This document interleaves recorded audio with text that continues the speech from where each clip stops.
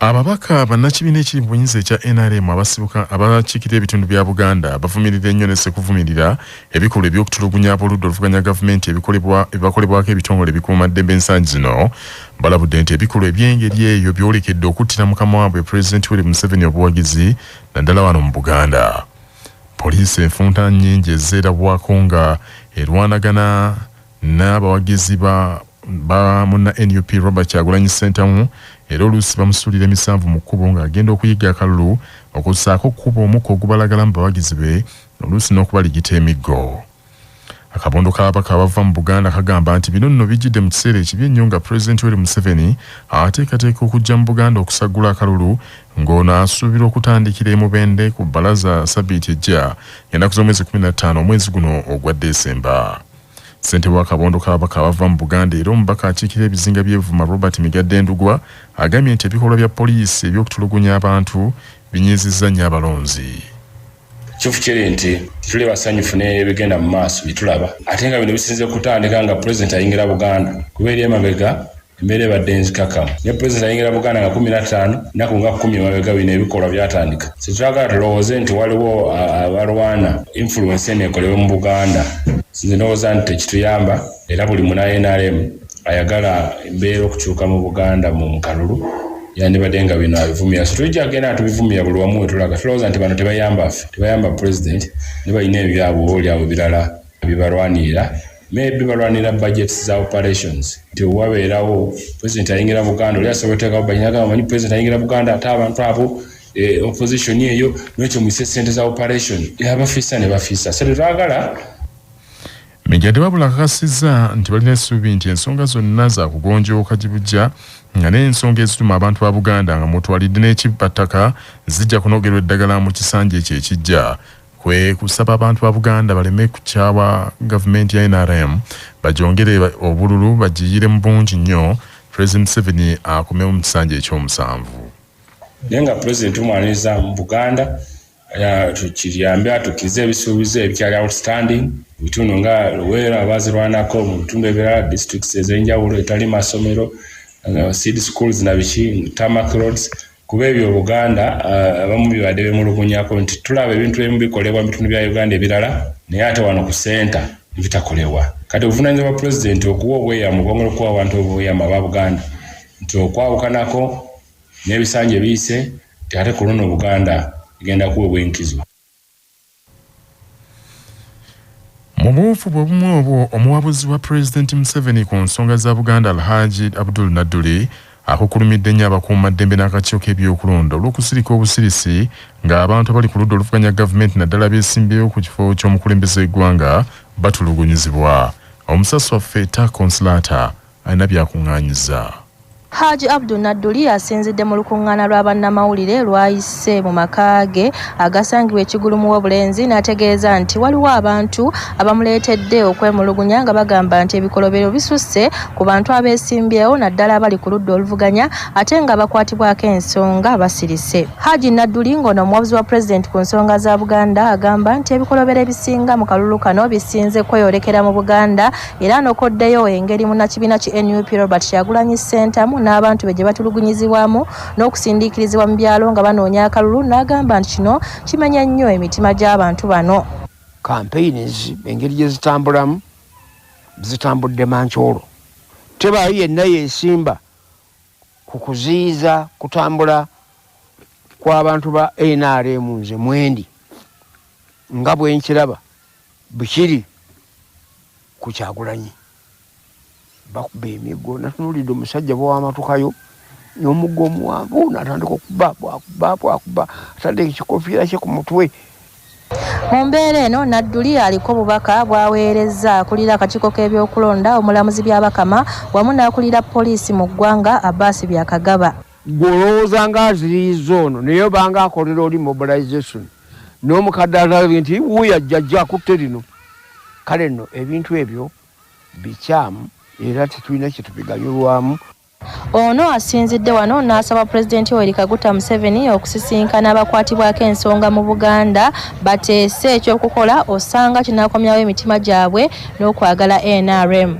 Abaleebeesi be benkakasa nti bebawugudde ne mukama waffe.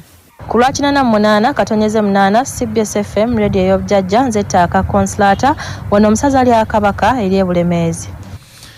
Omukulembeze w'eggwanga wabudde abayizi abatikkirwa mu matendekero aga waggulu okukozesa pulojekiti za gavumenti eziteekebwawo okwekulaakulanya mu bukugu bwe bafunye.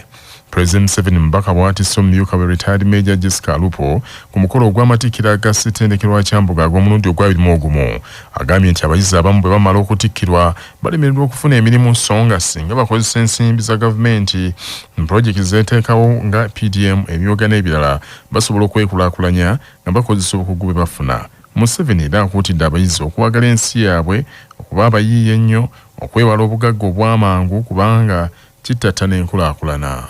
I encourage you to make use of the available opportunities and your skills to be innovative, create jobs and be able to employ others, which will enable you to actively participate in the money economy. Remain patriotic, disciplined, have a positive attitude, and avoid the temptation of getting rich quickly through corrupt means. Senkulu wa Kyambogo University Professor John Jacob Okedi asinzidde ku matikkiro ago n'akyumira nnyo abayizi abataagala kunoonyereza kimala ne batuula butuuza ku kompyuta okukozesa enkola ya AI okufuna ebiwandiiko by'okusoma nga tebafuddeyo okwesomera bo bwabwe. Information about something, copy and paste and present it as a thesis. It is dangerous. It is very bad. But it's a fair play. And I'm sure even here in Kyambogo, there are a lot of degrees which are operated in that manner. That's not research. Ssentebe w'olukiiko olufuzi olwa Kyambogo University Associate Professor Fred Wabwire Mangeni agambye nti Kyambogo eriko amasomo 17 amangi ageegunzeewo n'amalala 26 bagakozeeko ennongoosereza n'akakiiko akavunaanyizibwa ku matendekero aga waggulu ng'ekiruubirirwa kya kutumbula mutindo gw'abayizi abafulumizibwa. Mu ngeri y'emu amyuka Ssenkulu wa Kyambogo Professor Erika Tunguka Rwakishaya agambye nti bongedde amaanyi mu kutumbula ebyokozesa enkola endigito masomo abayizi ge basoma n'okusomesa abayizi okutuuka ku mutendera gwa PhD oba degree yokusatu. To begin with, we have boosted our internet bandwidth by an impressive 60% from 1,000 megabytes per second to 1,600 megabytes per second. Abayizi 5,000 ne omusobyo be bagenda okutikkirwa mu nnaku 2 ez'amatikkiro ag'Ekyambogo ag'omulundi ogw'21 gakomekerezebwa nkya ng'olwaliro abayizi 2,463 be batikkiddwa. Ku bayizi 23 ku bayizi abo bonna 23 bafunye degree yokusatu PhD, 19 batikkiddwa olwaleero nga omugatte abayizi 367 bafunye degree eddala erisooka first class degree. Abalenzi bakize ku bawala obungi ng'abawala bali 1,981 b'ebitundu 39 ku 10 ate abalenzi bali 3,175 b'ebitundu 61 ku buli 100.